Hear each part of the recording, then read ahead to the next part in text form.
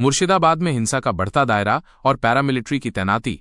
पश्चिम बंगाल का मुर्शिदाबाद जिला पिछले कुछ दिनों से अशांति का केंद्र बना हुआ है, जहां हिंसा थमने का नाम नहीं ले रही है। शुक्रवार 11 अप्रैल को जुमे की नमाज के बाद वक्फ बोर्ड अधिनियम के विरोध में शुरू हुई हिंसा ने अगले दिन शनिवार 12 अप्रैल को भी अपना विकराल रूप दिखाया। पुलिस के अनुसार इन हिंसक घटनाओं में कम से कम 3 लोगों की जान चली गई है और स्थिति को नियंत्रित करने के प्रयास में अब तक लगभग 150 लोगों को गिरफ्तार किया गया है। हालात की गंभीरता को देखते हुए राज्य सरकार ने संवेदनशील क्षेत्रों में पैरामिलिट्री बलों की तैनाती का निर्णय लिया है। सड़कों पर पैरामिलिट्री के जवान लगातार गश्त कर रहे हैं ताकि किसी भी अप्रिय घटना को टाला जा सके और शांति व्यवस्था बनाए रखी जा सके। मुर्शिदाबाद में जारी इस हिंसा पर कलकत्ता उच्च न्यायालय ने भी संज्ञान लिया है। शनिवार को उच्च न्यायालय ने एक महत्वपूर्ण आदेश जारी करते हुए संवेदनशील इलाकों में तत्काल पैरामिलिट्री बलों की तैनाती का निर्देश दिया। न्यायालय ने स्पष्ट रूप से कहा कि वो पश्चिम बंगाल के कुछ जिलों में हुई तोड़फोड़ की खबरों को अनदेखा नहीं कर सकता है, जिससे स्थिति की नाजुकता का पता चलता है। पैरामिलिट्री बलों की तैनाती और जमीनी हालात। हिंसा प्रभावित मुर्शिदाबाद में पहले से ही लगभग 300 सीमा सुरक्षा बल BSF के जवान तैनात थे। स्थिति की गंभीरता को देखते हुए राज्य सरकार के अनुरोध पर केंद्र सरकार ने अतिरिक्त 5 कंपनियों को भी भेजा है। इस प्रकार अब और अधिक केंद्रीय सुरक्षा बलों के जवान इलाके में शांति स्थापित करने के प्रयासों में जुटे हैं।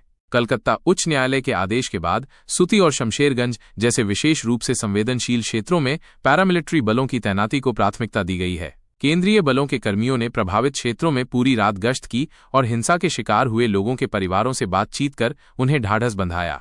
पश्चिम बंगाल के शीर्ष पुलिस अधिकारी राजीव कुमार ने भी स्थिति का जायजा लेने के लिए शमशेरगंज क्षेत्र का दौरा किया। यह क्षेत्र हिंसा का मुख्य केंद्र रहा है। उन्होंने वरिष्ठ पुलिस अधिकारियों के साथ मिलकर भारी पुलिस बल के साथ एक रूट मार्च किया ताकि इलाके में सुरक्षा बलों की उपस्थिति को मजबूत किया जा सके और लोगों के बीच विश्वास बहाल किया जा सके।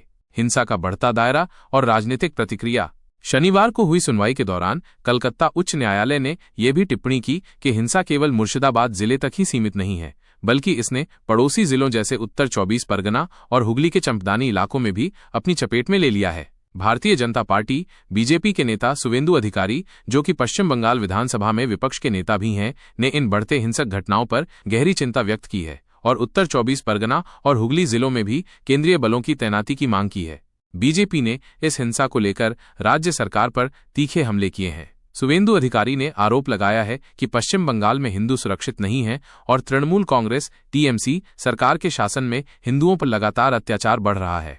इस बीच वक्फ अधिनियम के विरोध में हुई हिंसा के सिलसिले में मुर्शिदाबाद पुलिस ने 110 से अधिक लोगों को गिरफ्तार किया है और आगे भी गिरफ्तारियां होने की संभावना है, क्योंकि पुलिस हिंसा में शामिल अन्य लोगों की पहचान करने और उन्हें पकड़ने के लिए जांच कर रही है। मुख्यमंत्री ममता बनर्जी का रुख।